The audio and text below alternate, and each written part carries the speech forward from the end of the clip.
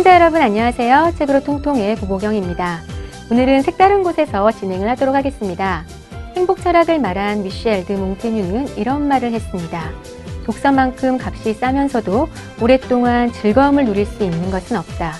이 말은 독서만큼 값진 즐거움도 없다는 말일 텐데요. 오늘 이 시간을 2배로 갑절로 즐겁게 만들어주실 교수님들을 소개하겠습니다.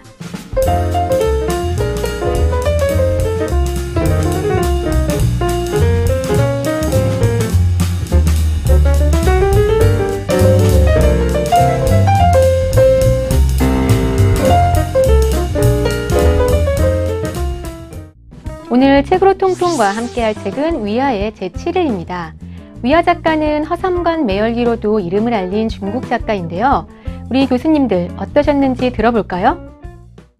저는 일단 재미가 있어서 추천을 했습니다. 위아는 여러분들 정말 많이 사랑하는 작가인데요. 1960년생이고 또 중국의 이제 항저우에서 태어났는데요. 위아가 어렸을 때 아버지가 도서관 도서대출증을 이제 하나 만들어준 거예요. 그래서 이제 어려서부터 도서관에 다니다 보니까 이제 자연스럽게 책을 접하고 또 이제 작가가 되었는데요. 위아는 이제 세상 사는 연기와 같다 이런 작품을 통해서 이제 중국의 제3세대를 대표하는 아주 대표적인 작가가 됐습니다. 근데 거기에서 이제 멈춘 것이 아니라 두 번째 장편 소설을 냈어요. 살아간다는 것이라는 장편을 냈는데 이 작품이 또 장이모 감독이 이제 우리나라에서는 이제 인생이라는 제목으로 또 개봉을 했는데요. 또 그게 칸에서 또 상을 받은 거예요. 그 바람에 이제 전 세계적으로 위아 신드롬이다. 막 이렇게까지. 그래서 이제 대중적인 인기를 얻었는데 또 거기서 멈추지 않고 이제 계속 피를 팔아서 장가가고 자식들 먹여 살리는 정말 우리 시대의 아버지 이야기를 한 허삼관 매열기로 굉장히 이제 인기를 끌고 중국의 대표적인 작가로 자리매김을 한 작가입니다. 그런데 이번에 낸 이 제7일은요, 위아 본인이 내 문학 30년 인생의 결정판이다. 이렇게 꼽았습니다. 위아는 평상시에도 나는 일상의 이런 소소한 것에는 관심이 없다. 나는 인간의 인생의 본질에 관심이 있다. 이런 얘기를 했는데요. 이 작품 제7일에는요, 인간이란 어떤 존재이고 또 인생이란 무엇인가를 이제 그려내고 있기 때문에 아마 읽어보시는 독자분들께서는 이 작품을 읽고 사는 게 뭘까 이렇게 곱씹어 볼 수 있는 그런 시간이 되지 않을까 이런 생각을 했습니다.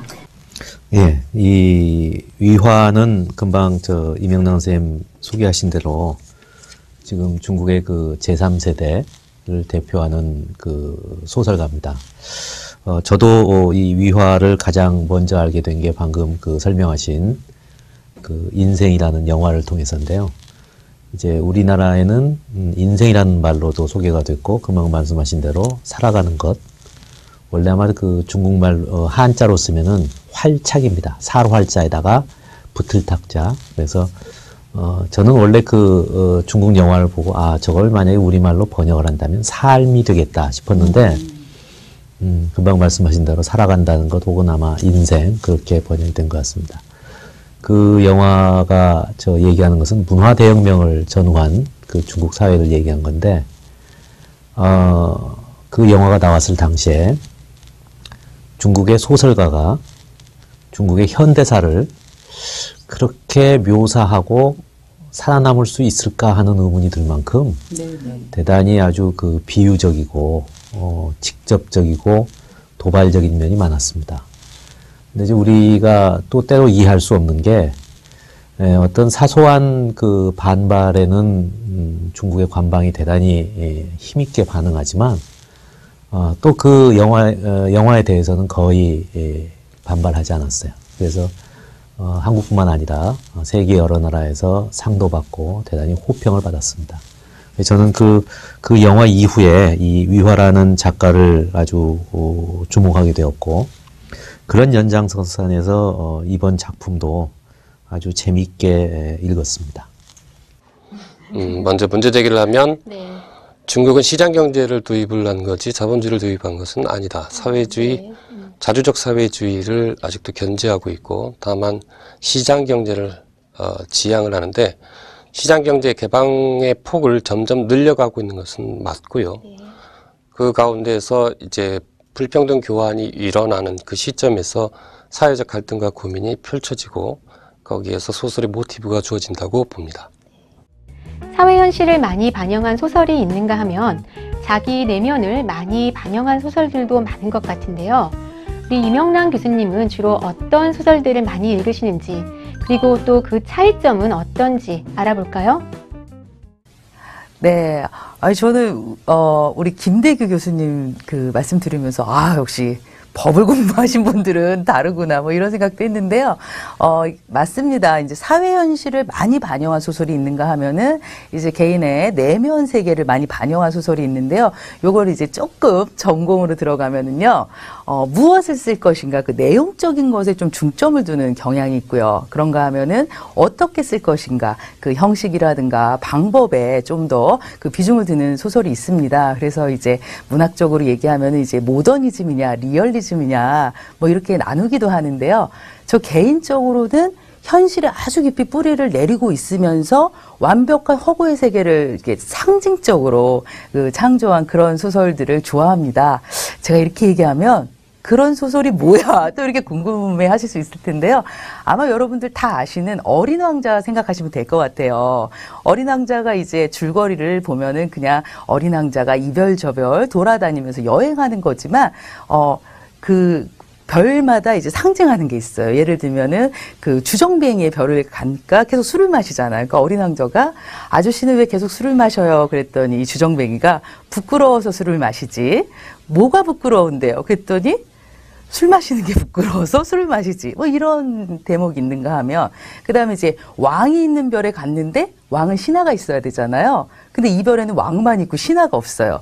이런 것처럼 현실을 상징하는, 저는 이제 개인적으로 이런 소설을 좋아하는데요. 사실은 그래서 이번에도 유아의 제7위를 제가 추천을 했습니다.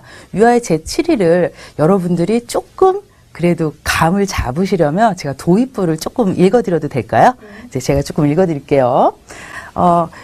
여기에 보면은 이제 몇 시까지 빈 을관이라는 화장터로 와라. 그래서 이제 화장터로 죽어서 갑니다. 근데 이제 4, 5세기인데도 이제 스스로 자신의 이제 시신을 태우러 가는데도 갔더니 그 빈부격차가 이제 있어요. 그래서 이런 부분이 있습니다. 19쪽인데요.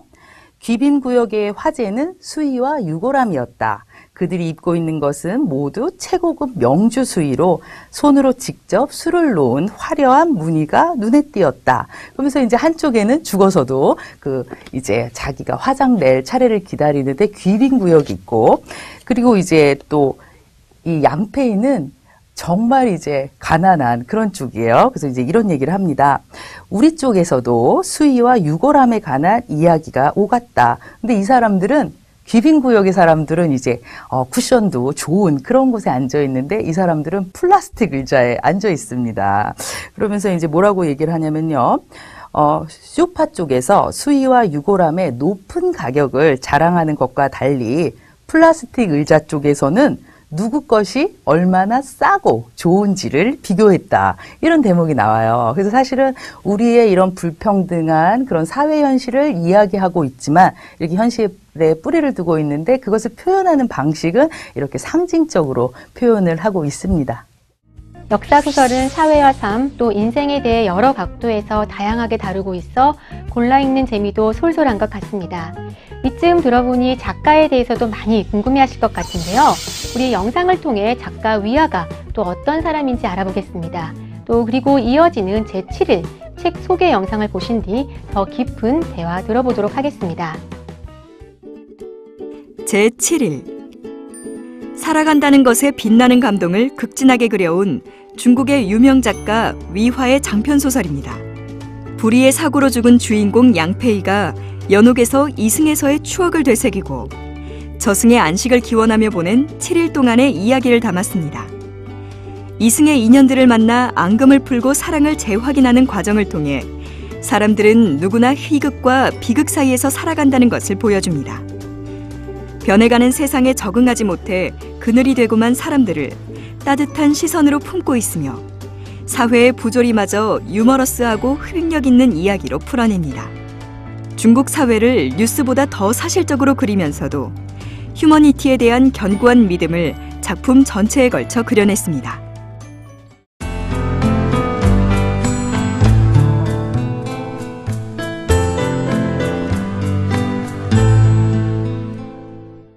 他写的也是现实，只不过是从一个死亡的那个角度去写。这个背景的话，就是你要是从一个死亡的那个角度去写这样的一个世界的话，会把这个世界写得更加全面。而从一个死亡的角度来看，可以写很多很多东西进去。对，反正中国现在面临一个最大的问题，就是一个社会的一个不平等的一个问题。这个问题随着中国的经济的发展，越来越严重，所以这是一个很突出的问题。对，我这样写也是因为这个原因。因为我相信作为一个作家来的话，他就应该关注他的那个现实，他说生活的那个现实，这是必须的。当然他在写作的时候，他可以用不同的方式，用这样那样的一种方式去写作。我长期以来，我一直是一个关注现实的一个作家，在中国，但是在中国有很多像我这样的，都是关注现实的作家。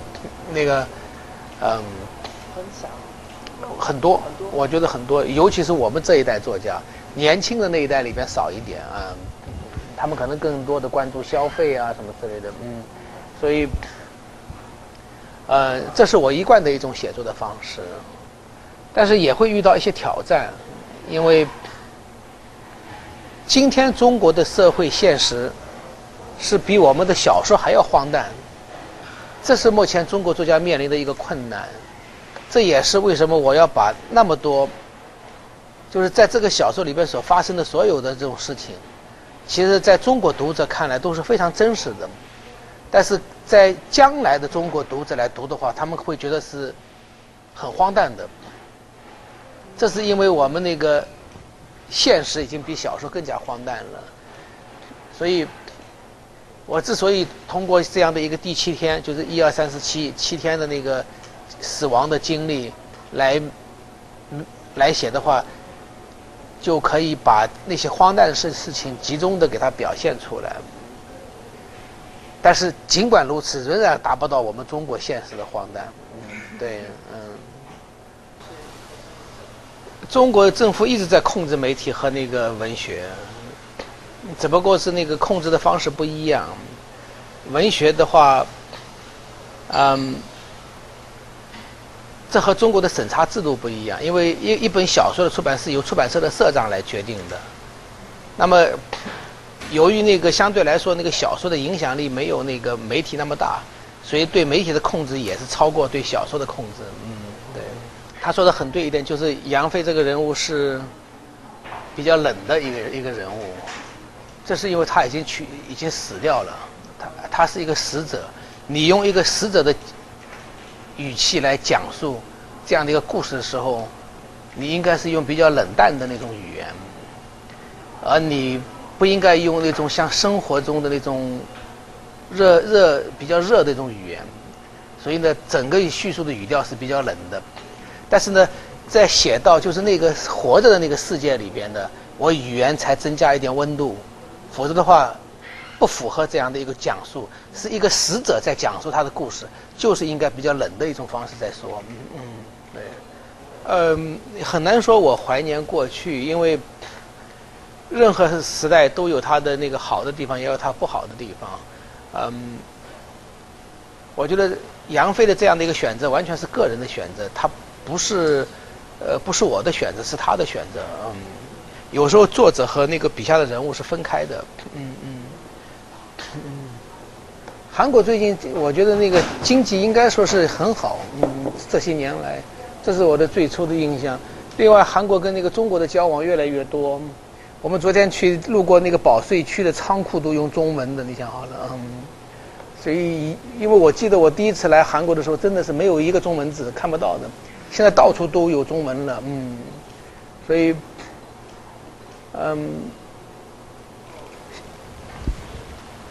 在所有的国家里边，就是我那个， 13年前是我第一次来韩国，这中间来过5次，在我的印象中，就是好像韩国的经济一直在往上走，跟中国有点像。中国这些年经济一直很好，但是往往当一个国家经济看上去很好的时候，往往它的社会问题会很多，所以韩国跟中国可能这方面很相似，因为我小的时候是刚好是中国的文化大革命，所以没有书可以读。对，那个时候偶尔因为所有的书都变成文学作品，都变成有毒的作品，都被那个禁止了，所以那个时候读到的书都是禁书，就是现在所说的就是那个不能出版，但是其实已经出版了，后来因为没有被销毁掉的书，前面少了10多页，后面也少了10多页，所以那时候读到的书都是不知道书名，不知道故事开始，也不知道故事是怎么结束的，对，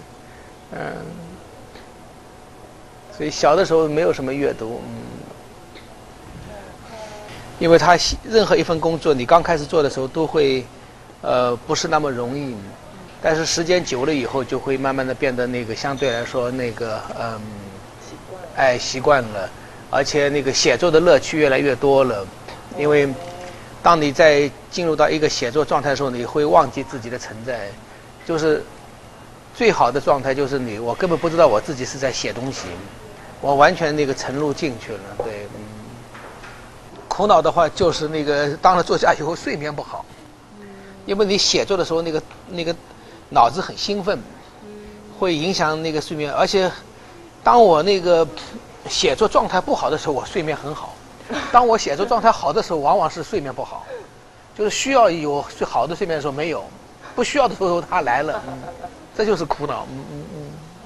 目标就是写出每一部让自己满意的书，因为作家的目标其实就和一个农民的目标是一样的，希望明年的那个收成会好一点。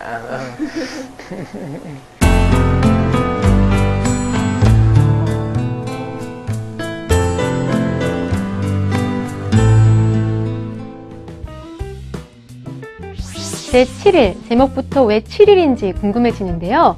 이 교수님들께서는 어떤 부분이 인상적이었고 또 어떤 생각을 갖게 됐는지 살펴볼까요? 네, 이 제7일 도대체 왜 소설 제목이 제7일일까 그 의미를 굉장히 이제 궁금해 하실 것 같은데요. 그 창세기에 보면은 그 7일 동안 이제 세상을 이제 창조를 하는데요. 이제 그런 의미로 이제 제7일인데요. 위안은 이것을 이제 인간사에 이제 대입을 시켰어요. 그래서, 제7일은 뭐냐면요. 이제 죽어서 저승으로, 이제 이승에서 저승으로 넘어가기, 그 사이. 그러니까 이제 우리는 생각하면 죽으면 바로 저승으로 넘어갈 것 같은데요. 이 소설을 보면은 죽어서 바로 저승으로 넘어가지 못해요. 그래서 이제 7일 동안 이승에서 저승으로 넘어가기까지의 기간이기도 하고요. 그렇게 본다면 이제 제7일은 시간적인 의미를 갖기도 하고요. 또 다른 쪽으로는 뭐냐면요. 이승에서의 인연을 끊고 저승이라는 그 또 다른 세상으로 넘어가기 위한 그 중간적인 또 공간의 의미를 이 소설에서는 이제 갖고 있습니다. 이 소설은 이제 중국 소설에서 그 해학과 풍자를 특징으로 하는 골계 소설의 특징을 저는 다 갖고 있다고 봅니다. 그래서 골계 소설은 기본적으로 사회를 풍자하고 부조리를 고발하지만 거기에 익살이 가장 핵심 포인트입니다. 즉 뭔가 반전을 이루어내는데요. 그래서 서양 소설이나 서양 비극에서는 한쪽만 택합니다. 희극 또는 비극만 있는데 중국 소설의 특징은 희비극이 같이 있습니다. 맞아요. 여기서는 슬픔과 불평등이 있지만 그것을 이겨내는 가족의 사랑들이 존재하고 못다시 저 세상에서 이루지 못한 사랑이 있습니다. 맞아요. 그래서 작가가 강조해야 될 점은 그런 불평등한 사회 구조가 아니라 그런 불평등한 사회 구조를 넘는 인간의 정서적 연대, 이런 것에부터 오히려 저는 주안점을 두고 있다고 보는 것이지, 오히려 이제 중국 사회가 불평등하다. 아니, 불평등하지 않은 사회가 어디 있습니까? 평등한 사회란 죽기 전에 오지 않는 것인데. 네, 맞습니다. 불평등이 문제가 되는 것이 아니라 불평등을 어떻게 극복하고 우리가 스스로 뭐랄까 새로운 길을 문학에 제시할 것인가, 이런 것이 문학의 과제가 아닌가 저는 생각을 합니다. 저는 첫 장을 열어봤을 때 창세기를 지금 인용을 해놨잖아요.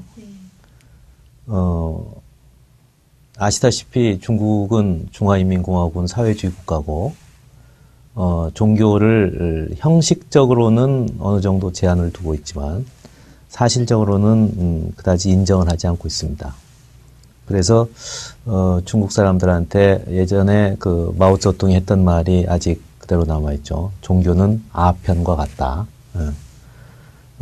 중국 당국에서도 일반 백성들이 종교와 접근성을 가지는 걸 굉장히 두려워합니다.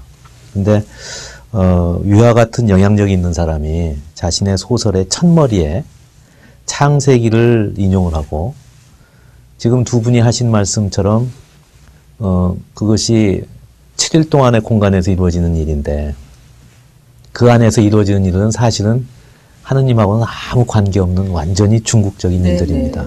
예. 그러면은 왜 중국의 전통적인 어떤 그 사고방식을 빌어서 이야기를 하지 않고 창세기에 나오는 이 말에 따라서 공간을 만들고 7일 동안에 이루어지는 일을 했을까? 예를 들어서 우리 같으면은 한국 같으면은 우리는 삼오제를 지내죠. 그래서 그 공간 동안에 무슨 일이 있을 거라는 것을 우리 나름대로 짜내거든요. 중국 사람들도 그런 이야기들이 있습니다.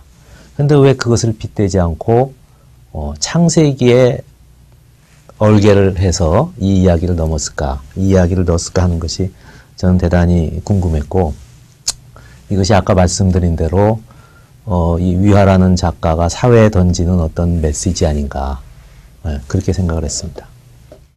중국 작가 위화의 제7일에는 중국 사회와 소시민적인 삶이 녹아있는데요.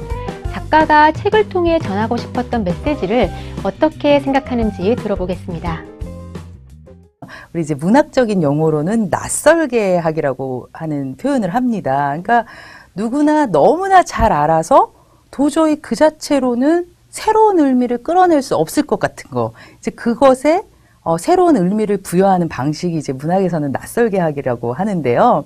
그래서 이제 사실은 저는 그 낯설게 하기를 굉장히 그 모든 영화마다 이제 다 하는 게 이제 헐리우드 쪽이잖아요. 예를 들면 슈렉 같은 경우에는 우리가 다 아는 괴물과 아름다운 공주의 사랑 이야기인데 마지막에 이제 반전으로는 이 공주, 그 괴물이었던 공주가 본래 모습으로 공주가 되는 게 아니라 본래 모습이 괴물이 돼요. 그러니까 사실 이 낯설게 하기의 기본은 그냥 평범하고 너무나 익숙한 거에서 살짝만 낯설게 해주기거든요. 그래서 저는 이제 아까 이제 제가 위화가 보편성 이제 좀 전 세계적인 것을 의식한 것은 아닌가라고 이제 얘기를 했는데요. 그걸 조금 더 풀어서 얘기를 하자면은 이런 중국의 현실, 사실 이 중국 현실 자체만 놓고 보면 우리 이화승 교수님께서 말씀하신 대로 서양인들이 봤을 때는 전혀 이해할 수 없는 현실들이 많아요.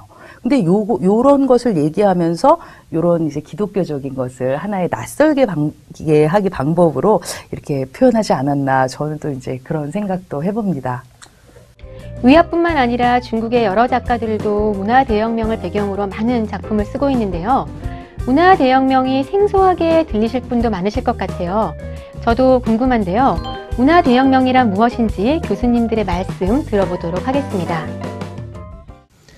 1949년 중화인민공화국이 성립한 이후에 마오쩌둥은 중화인민공화국이 농민과 노동자에 의한 국가라고 선언을 했습니다. 그리고 10여 년 동안 노동자와 농민을 위한 정책을 펼쳤죠. 그러나 그 당시에 사는 많은 백성들이 과연 자신들의 삶이 자신들의 할아버지의 삶과 무엇이 다른가라는 근본적인 문제점을 제시하기 시작했어요. 그래서 마오쩌둥은 무엇인가 보여줘야 됐고 결국 그 타켓으로 삼은 게 우리 뇌리 속에 자리 잡고 있는 근본적인 생각의 변화를 이끌어내야 된다라고 시작한 것이 바로 문화대혁명입니다. 네. 그래서 문화대혁명 10여 년 동안에 중국 전역을 거치면서 엄청난 그 파괴가 이루어졌죠. 네. 그래서 그 기간 동안에 살았던 사람들, 나이 많은 사람들, 힘이 있던 사람들, 주요 타켓이 되었고, 그 젊은 어린아이들에 의해서 그것이 모두 파괴가 되는 그런 순간이 있었습니다. 그래서 아마도 중국 전체를 통틀어서 대단한 아픔이 있었던 시기였기 때문에 문학가들에게는 그 시기가 아주 좋은 소재가 되었겠죠. 이 책은 전반적으로 1일부터 7일로 구성이 되어 있는데요. 주인공 양빼이의 죽음으로 시작해서 다른 인연들을 만나며 이야기가 진행되고 있습니다. 풍자와 희극으로 문장을 살려낸 점 또한 유심히 살펴봐야 하는 부분이기도 한데요. 우리 교수님들은 어떤 부분을 가장 해학적으로 느끼셨는지 궁금합니다. 재밌는 부분은 그 무덤에 없는 자들이 모여서 서로 이제 식당에서 이제 탄자신 가족들이 이제 서빙하는 그런 술 또는 식당 모습을 이제 보여주는데, 서로 이제 동작만 있고 음식이나 술 자체는 안 가지만 실제로 이제 그런 느낌을 서로 갖는 장면들이 대단히 이제 연극적 요소들을 갖고 있고 재미있다. 그리고 또 영화적 세트를 하면 대단히 높겠다는 생각을 저는 가졌습니다. 근데 이제 그런 모습보다는 제가 아까 잠깐 말씀드렸던 것처럼 이 책의 특징은 종래 이제 화상반멸계나 인생 그리고 또 그 형제에서 줄곧 위화가 다뤄왔던 주제가 뭐냐면 부성애입니다. 그리고 형제인데 여기 작품에 와서는 대단히 어머니 같은 아버지가 나타납니다. 즉 서사적인 아버지에서 대단히 서정성이 강한 아버지가 나옵니다. 그러면서 일종의 서정과 서사를 결합하는 어떤 작품 스킬 또는 그런 것을 조합하는데요. 아까 어머니와 같은 장면을 아버지가 보여준다. 네. 이거 보통 우리가 어머니한테 기대할 수 있는 모습들인데 그것도 길러준 아버지가 보여주는 모습을 보여주면서 대단히 내용 자체를 정서적으로 감정적으로 고양시키는 그런 측면이 있다는 거죠.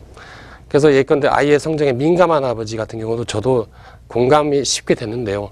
다만 이제 아이 때문에 여자와 헤어질 것인가 말 것인가, 이건 저한테 이제 딜레마이고 과제고 어떤 의미에서는 작자가 던져준 하나의 어떤 질문이라고 저는 이해를 했습니다. 그 유사가족이란 말을 했는데 저희도 최근 우리나라에서도 그런 유사가족의 모습을 다룬 영화가 개봉된 적이 있었습니다. 근데 그러한 유사가족이 얼마나 진짜 가족보다 행복할 수 있는가는 주제는 제가 유럽에서도 봤고요. 그 다음에 다른 나라 작품에서도 많이 봤는데 오늘날 현대화된 도시화된 이러한 현대 세계에서 유사가족의 의의를 이 위화도 같이 중국에서 보여줬다는 데서는 의미가 있다고 저는 봅니다. 책을 보면 중국의 장례 문화에 대해서 나오는데요. 중국학을 전공하신 이화승 교수님께 말씀을 한번 들어볼까요? 근데 지금 중국 사회주의 국가잖아요. 되게 사회주의 국가에서 하는 장례 문화라는 게 굉장히 간단하고 도식적입니다. 이제 최근에는 아주 권세가 많은 사람이나 돈이 많은 사람들은 상당히 법의 그 한도를 넘어선 저걸 하지만 우리가 일반적으로 예를 들어서 친구나 동료들의 저걸 가보면은 일당한 격식이 있어요. 그래서 그 격식에서 절대 벗어나지를 않고 그 안에서만 아주 간결하게 이루어집니다. 그러니까 지금 예를 들어서 여기도 이제 장례 문화가 나오지만 지금 중국에서는 토장을 특수한 경우를 제외하고는 금하고 있거든요. 모두가 화장을 하게 돼 있습니다. 물론 이제 그런데도 불구하고 이제 몇 가지 예외가 있죠. 소수민족이라거나 어느 지역에서 돈을 얼마 낸다거나 그러면은 예외적으로 행해지고 있지만 우리가 일반적으로 정하는 접할 수 있는 중국의 장례 문화는 과거에 화려했던 풍부했던 문화적 함의는 지금은 많이 사라진 것 같습니다. 책의 배경은 우리나라 7, 80년대의 모습과도 아주 비슷한데요. 한국 현대사를 돌아보면서 각자 또 어떻게 느끼시는지 살펴보도록 하겠습니다. 우리도 이제 고속성장, 그러니까 그때 고속성장은 이제 경제적인 면이겠죠. 그래서 고속성장이 되면서 사실은 많은 것들이, 그러니까 눈에 보이는 많은 것들은 사실은 좋아졌지만 그 반면에 잃어버린 것들도 이제 굉장히 많죠. 그래서 사실은 우리 국내 소설에서도 그런 모습이 굉장히 많이 그려졌는데요. 아마 우리 다들 읽어보셨을 거예요. 그 대표적인 소설이 아마 황석영 작가의 산포 가는 길이 아닌가 이제 이런 생각을 해보는데요. 그 황석영 작가의 산포 가는 길 보면은 이제 공사판 떠돌아다니는 영다리, 그리고 이제 교도소에 있으면서 목공, 용접 이런 이제 기술 배워갖고 나와가지고 또 이제 노동을 하고 있는 정씨, 그리고 이제 주막에서 도망쳐 나온 또 이제 백화라는 이 여인, 이 세 명이 이렇게 같이 동행을 이제 하는 이야기인데요. 근데 이들이 이렇게 동행을 하다가 이제 드디어 역에, 기차역에 이제 도착을 합니다. 그런데 그 기차역에 있던 노인이 물어요. 어디 가냐고. 그랬더니 이 정 씨는 이제 막 교도소에서 나온 이 정 씨는 저 산포 간다고. 근데 정 씨한테 이 산포는 정말 마음의 고향인 거예요. 내 고향. 근데 그 노인이 뭐라 그러냐면요. 노인은 또 이제 경제적인 걸로도 얘기를 하시죠. 아, 지금 산포가 굉장히 개발이 많이 되고 있어서 일자리가 많을 거다.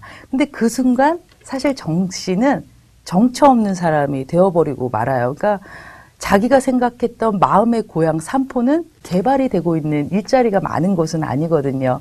그래서 우리 국내 소설들도 사실은 이렇게 개발의 그 뒷면을 그리고 있는 소설들이 되게 많은데요. 아마 지금 현재 이 중국 소설들 비슷한 모습들을 많이 또 살펴볼 수 있을 것 같습니다.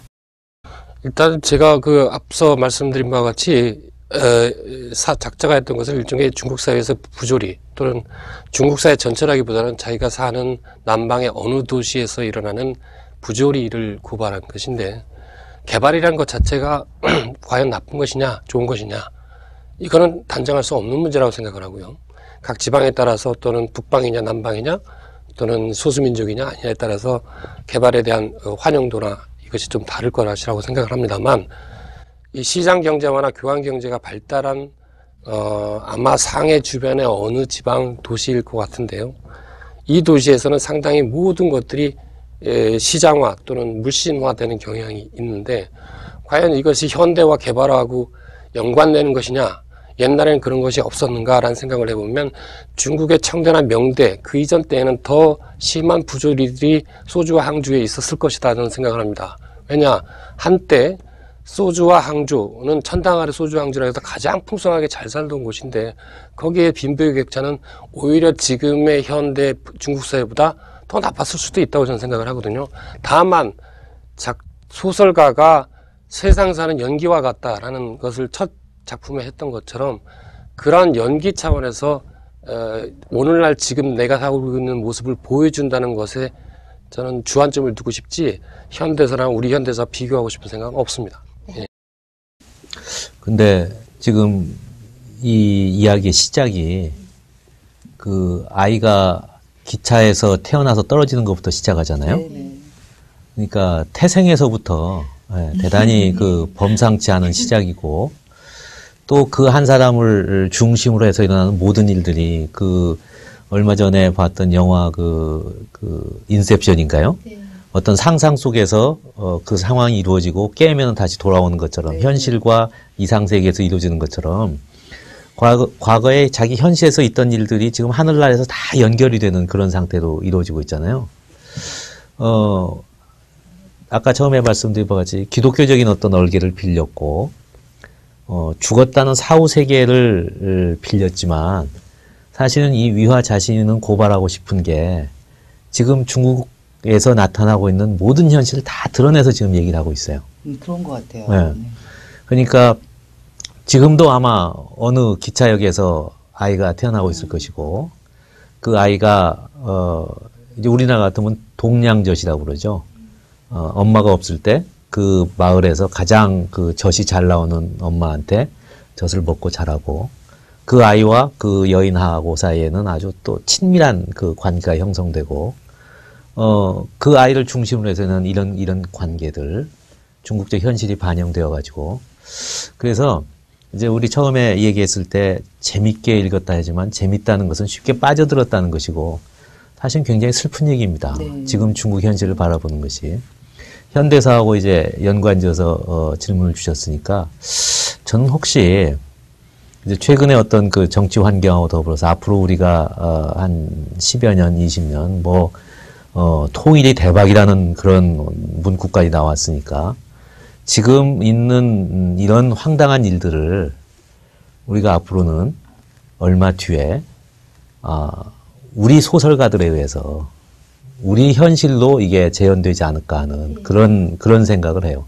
그래서 우리가 가진 어떤 그 문화적 잠재력을 충분히 더 키워야 될 것이고, 그래서 이런 문제들이 발생할 수 있을 미래에 그걸 충분히 껴안아야 될 그럴 필요가 있다. 사실 중국은 어떻게 보면은 아까 말씀드린 문화대혁명 이후에 경제 그 개방, 문화적 잠재력이 굉장히 큰 나라임에도 불구하고 그것이 잘 연결되지 않는 부분이 많아요. 물론 이제 그것이 문학가들에게 좋은 소재가 되고 영화가 좋은 그 아주 중국적 함양이 풍부한 문화가 되지만 너무 가슴이 아픈 부분이 많습니다.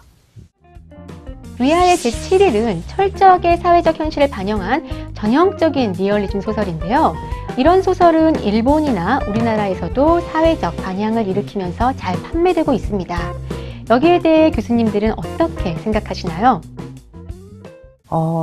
예를 들면은 2013년만 예를 들면은요, 그 광주를 모티브로 한 소설이 있었어요. 우리 국내 작가 중에 28이라고 정유정 씨. 근데 사실은 겉으로 드러난 것은 광주가 아니지만 이 정유정 작가가 28을 그 광주를 모티브로 했다고 그래요. 근데 굉장히 이제 베스트셀러가 됐죠. 그리고 지금 우리가 다루고 있는 이 위화의 허삼감 매열기라든가, 그다음에 이제 중국 작가 중에 둥시라는 작가가 있어요. 그 둥시가 맞는지 안 맞는지 모르겠는데요. 그 하찮은 것 이런 뜻이라고 하더라고요. 작가 본인이. 그래서 이 작가는 그런 하찮은, 그러나 중국을 이루고 있는 이들을 이제 상징해서 이름을 둥시라고 했는데, 이 둥시의 미스터 후에남이라는 그 소설 같은 경우도 사실은 이렇게 사회 현실의 밑바탕을 두고 있어요. 사회 문제에.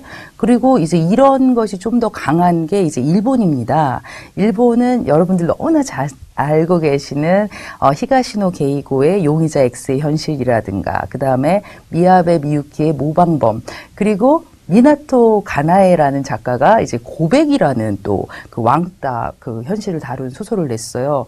이처럼 소설이지만 사회 현실과 또 문제, 우리 현실의 문제들을 다루고 있는 소설들이 지금 현재 굉장히 그 인기를 끌고 있습니다. 그러면 여기서 이제 이런 생각을 좀 저도 해봤어요. 뭐냐면 실제로 우리나라도 왕따 문제, 그 다음에 사회 빈곤의 문제 계속 논의가 되고 있지만 사실은 적극적으로 현실에 참여하진 않아요. 그런데 이렇게 적극적으로 현실의 문제를 다룬 소설들은 베스트셀러가 되고 있단 말이에요. 그래서 이런 현상에 대해서 그 움베르토 에코라는 작가가 있습니다. 장미의 이름 쓴 작가인데, 에코 같은 경우는 뭐라고 그러냐면요, 소설이 바로 가능 세계. 영어 발음이 좀 안 좋지만요, 그 파시블 월드. 그러니까 뭐냐면 현실에서는 사실은 내가 어떤 현실의 문제, 예를 들면 친구가 왕따를 당해. 그럼 내가 왕따 친구를 보호해주고 싶지만 괜히 도와줬다가 나도 왕따를 당하면 어떡하나. 여러 가지 것들이 있어서 현실의 문제에 우리가 현실에서는 직접 참여할 수가 없어요. 그렇지만 이런 사회 문제라든가 이런 거를 적극적으로 다루는 소설을 보면서 우리가 대신 참여하게 하는, 그래서 에코 같은 경우는 이거를 가능세계라고 얘기를 했는데요. 아마 우리가 점점 개개인이 너무나 할 수 있는 것이 없어져 버렸다라는 의식들이 좀 있고, 그러다 보니까 오히려 이런 소설들이 인기를 끌고 있지 않나, 또 이런 생각을 해봤습니다.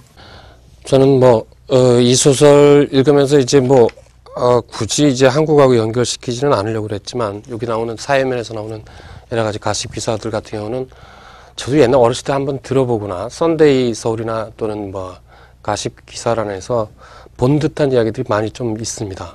그리고 이제 최근에도 우리나라에서 이렇게 계속 아파트에서 떨어지고 있는 사람들이 있습니다. 저희 집 아파트 앞에서 떨어지고 있고, 그리고 압구정동에서 얼마 전에 인질 빵집에서 그런 사건도 있었는데요. 그런 것들이 이제 사회에 집중을 못 받는 측면이 있어서 그렇지, 그런 못 받는 것들을 작가가 끌어내서 작품으로 한다면 충분히 작품 소재는 우리나라도 충분한 나라라고 저는 생각을 하고요. 굳이 이제 양피의 소설을 읽지 않아도 저는 된다고, 저는 우리 한국 사회의 문제를 천착하기 위해서는 가능하다고 저는 봅니다. 그리고 하나 떡 하면 26년처럼 이거는 정치면에 나오는 기사입니다. 그런 것을 소설로 하는 거하고 이거는 전형적인 사회면 보도 기사입니다. 그래서 저는 이게 같은 리얼리즘이라 해도 결이 좀 다르다고 생각합니다. 네, 저는 하여간 전체를 통틀어서, 두 마디가 이 책의 핵심이라고 생각을 해요. 이런 말이 있었죠. 정말 슬프게 울었는데, 화가 나서 운 게 아니라, 이 사회가 너무 불공평해서 울었다. 물론 인류 사회가 생겨난 이후로 불평등은 어느 사회나 어느 시대나 다 있었는데 지금 이 중국에서 이루어지고 있는 이런 불평등 문제 대단히 슬픈 일이고 이제 마지막에 또 그런 말이 있죠. 나는 그에게 영원한 이별을 어루어 만지는 것일 뿐만 아니라 재회를 어두워 만지는 것임을 느낄 수 있었다. 네. 그러니까 이 죽음이라는 것이 그냥 헤어지는 것이 아니라 그 죽음을 통해서 또 다른 어떤 인간관계 회복을 원하는 저자의 그 바람이 있었다. 그래서 재미도 있었고 중국의 현실을 소설을 통해서 역사가들은 그냥 사료를 통해서만 그것이 직접적인 근거 없으면 말을 못하는데 소설을 통해서 한 시대를 이렇게 또 쳐다볼 수 있는 좋은 기회였다. 그런 생각이 듭니다. 자, 마지막으로 우리 오늘 북토크에 대해서 각각 우리 교수님들께서 한 말씀 해주시면 감사하겠습니다. 먼저 김대규 교수님. 네, 최근 조정래 작가의 정글말리가 100만 부를 돌파했다고 합니다. 대단히 출판 시장 그리고 중국에 대한 관심이 또 인식이 아주 낮은 수준에서 고무적인 일이라고 생각을 합니다. 그렇지만 한편으로 이제 아쉬운 마음도 없지 않아 있습니다. 그러니까 정글말리가 소설이라는 형식을 취하다 보니까 그리고 또 한국 기업과 회사원의 입장에서 중국의 현실을 보다 보니까 내재적인 관점이 결여되어서 어느 정도 왜곡이나 휘어진 인식을 피할 길이 없다고 생각을 합니다. 예컨대 중국을 막연히 이제 14억 인구의 거대한 시장으로 낙관을 한다거나 그리고 중국에서는 모든 일은 관시로 통한다거나 이런 것은 대단히 얄팍한 중국에 대한 이해를 보여준다고 생각을 하고요. 물론 대작가의 어떤 독자 흡인력은 매우 크지만 회사원들이 술자리에서 할 잡담을 중국을 이해하는 어떤 핵심 코드로 삼는다는 것은 현실은 좀 문제가 저는 있다고 생각을 하고요. 그런 의미에서 중국인과 중국 사회를 올바로 이해하기 위해서는 먼저 중국 소설을 읽어야 된다고 생각을 하고 그러한 어떤 텍스트로서 위화의 질을 이런 것도 의미가 있다고 생각합니다. 물론 모이엔이나 옌랭커나 여타의 저자들의 소설도 좋다고 추천을 합니다. 네, 저는 우리 아까 이화순 교수님이 이제 중국의 사후세계에 대한 생각을 얘기하셨을 때 정말 우리랑 너무 똑같다라는 생각을 했었어요. 우리 신화에도 보면 이제 대벼랑 소벼랑 신화가 있거든요. 그래서 이제 이 옥황상제가 두 아들이 있었어요. 대별이하고 소별이가 있었는데 그래서 이제 씨앗을 주면서 이거를 잘 키우는 사람에게 내가 이승을 다스리게 해주겠다라고 한 거예요. 근데 대별은 이 큰형은 아주 올바르고 양심적이고 그래요. 그래서 정말 잘 키웁니다. 근데 소별은 굉장히 이제 꾀가 많고 그 다음에 권모술수에 능한 거예요. 그래서 이제 아버지한테 이제 검사를 받기 전날 바꿔치기를 합니다. 그래가지고 이제 이 공명정대한 대별은 이제 저승을 다스리게 되고요. 그리고 이제 소별왕이 이제 이승을 다스리게 된다라는 것이 우리 한국 신화에 있는데요. 그래서 우리 한국 정서에도요. 지금 이 권모술수에 능한 좀 타락한 이러한 소별왕이 다스리는 이승에서는 내가 힘들고 그리고 부당한 일들을 많이 당하고 살지만 내가 죽어서 저 대별왕이 다스리는 저승으로 가게 되면 그곳에서는 내가 행복하게 살 수 있을 것이다 라는 그런 우리 한국인의 정서가 있다고 그래요. 그래서 저는 이 소설 제7위를 우리 독자분들께 권해드린 이유가 무엇이었냐면요. 그럼에도 불구하고 우리 희망 잃지 말고 살아보자라는 그런 이야기를 하고 싶었어요. 그리고 이 소설에 보면은요. 양페이도 그렇고요. 죽어서도 플라스틱 의자에 앉아서 기다리는 이들이 공통점이요. 상장을, 발음이 안 좋은데 상장을 이렇게 다는데, 원래 장례식에 갈 때 상장을 다는 것은 죽은 사람들을 애도하기 위해서잖아요. 근데 이 소설 속 인물들은 스스로 상장을 달고 스스로를 위로해야만 되는 그런 사람들이 서로 위로해가는 그런 모습이 그려져 있습니다. 그래서 이 소설을 읽고요, 우리 독자분들께서도 정말 서로를 위로해가면서 이 어려운 삶을 조금 쉬었다가 그렇게 가셨으면 좋겠습니다. 네, 좋은 말씀 감사합니다. 우리 이화승 교수님. 네, 그 중국학을 배우는 많은 사람들이 중국을 다면적으로 이해하기 위해서인데, 그 최근에 보면은 주로 그 포커스가 경제적인 면에 집중이 돼 있어요. 그래서 아주 매일 쏟아나오는 엄청난 그 양의 계량적 그 수치, 또 지나치게 그 산업적인 면, 그런 걸 가지고 중국을 보려다가 하다 보니까 자연히 충돌이 생길 수밖에 없습니다. 그러는 면에서 이런 문학적 그 작품을, 잘 쓰여진 문학적 작품을 읽는다는 것은 오히려 그 많은 그 개량적 수치를 접하는 것보다 훨씬 더 도움이 될 거라고 생각하고요. 또 하나는 이 책이 번역이 아주 잘 돼 있습니다. 대개 그 중국 책을 번역을 해놓은 걸 보면은 저희들이 보기에 한 그 챕터를 넘기기 전에 반드시 문제점이 눈에 띄거든요. 번역의 오류나 문맥의 그런 실수. 그런데 이 책은 처음부터 끝까지 아주 그 무난하게 잘 돼 있습니다. 두 번째는 우리가 초반에 얘기했던 그 인생이라는 영화가 아주 두 명의 그 걸출한 배우를 그 탄생시켰죠.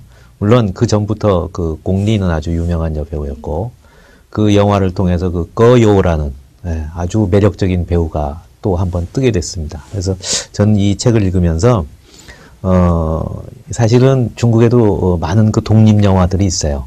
중국의 문제점을 다룬. 그런데 그 많은 독립 영화를 다 이렇게 한 편에 실어놨을 때 대단히 영화로 만들 가치가 높을 것이고, 그러면 누가 이 주인공을 맡으면 이 영화를 잘 소화할 수 있을까? 책을 읽으면서 내내 그 생각이 머리에 맴돌았습니다. 네, 세 분 교수님의 말씀 잘 들었습니다. 위하의 제7일 중 마지막 한 구절을 낭독해 보겠습니다.